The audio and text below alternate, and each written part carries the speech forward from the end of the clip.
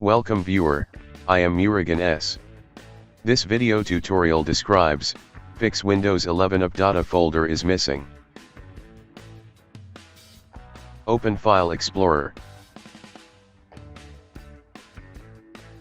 Click View, click Show, click Hidden Items.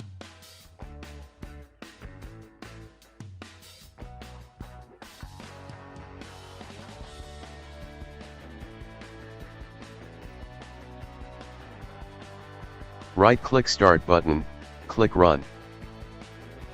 Type percentage of data percentage.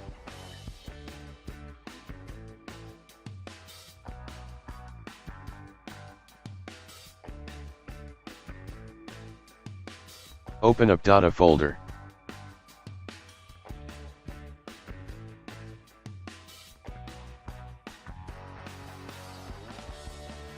I hope this video tutorial helps to you.